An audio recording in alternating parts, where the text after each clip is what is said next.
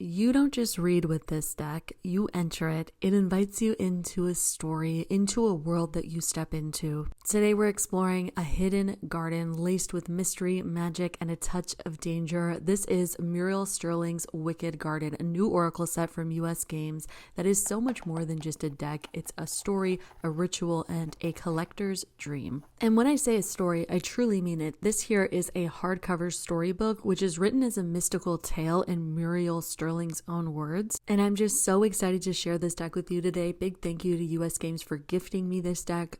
All opinions are my own. There's no requirement to post, but I just want to say a huge thank you. It is such a cool deck. So beyond the hardcover storybook, we also get an illustrated guidebook that has reflective prompts and messages, and it's formatted like a journal. There are entries, notes added, reflections. It's meant to be an old handwritten journal that was scanned, and some of the entries are damaged and difficult to read, so it's been retyped, which is just so cool. And they went so above and beyond with this deck that there's even a replica skeleton key that symbolizes your access to the secrets of the garden. I just thought the cards were cool in this deck. I had no idea that it went this deep. It had all this lore and intention, and it is incredible. This is a 32 card oracle set that has a linen cardstock deck that has indigo painted edges and shimmering gold foil accents. The artwork is created by Matt Hughes, who is truly so fantastic. You may recognize the artwork similar to Ethereal Visions Tarot, which is like a very signature style that is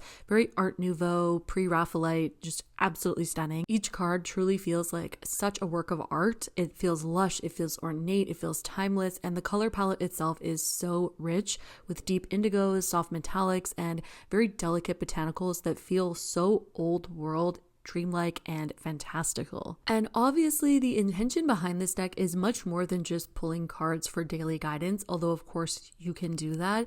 It's genuinely such an immersive experience, right? You're not just working with symbols, you're really meeting the spirits of the garden. And so each card introduces a botanical being, a magical creature with their own personality, messages, and lessons that you can find in the kind of field guide garden journal. And they're also explored in the hardcover book that comes with this set as well.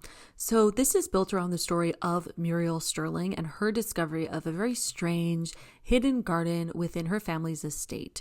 Now this is a place that has enchantment and emotions, and as you read her story, you begin to understand that the garden isn't just a place. It's very much a reflection of the self. And I don't even want to say too much about what is in all of the contents of this deck, because I really just want you to buy it and to explore it for yourself if you feel called to. If you are looking for like a weekend in, or you have some time for yourself, or you want to dedicate time to a specific ritual or practice, this deck is so perfect for that.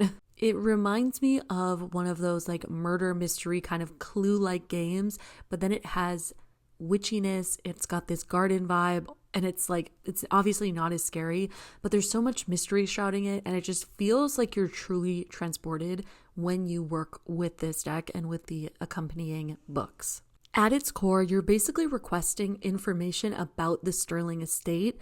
It's given to you in all of these different forms, and then the key is meant to unlock the path to enter the garden at any time you wish, and that's where you meet all of these creatures and you really discover even more about the magic. Now, again, I don't want to talk too much about what you actually get in this deck because I don't want to spoil anything, but I just have to say this is the coolest oracle deck, tarot deck that I've ever worked with. Of course, this is not just your regular oracle deck that you're going to use in every single reading with every client. This is really a journey of the self. It's very slow, it's deep, it encourages reflection, and because each garden spirit offers not only a message but guided questions, it also really nudges you towards introspection, self-discovery, and like personal shadow work. And you could do so much with this deck, right? There's like journal practices, moon ritual, you could pair it with other divination tools, but really it's meant to be like a process, right? It's meant to be something that you're really sitting down with and working with. And I've made so many videos on this channel as well as on all of my social media platforms, and I don't think I've ever said to like go out and buy a deck, but I actually feel that way about this deck. I think that the price point is absolutely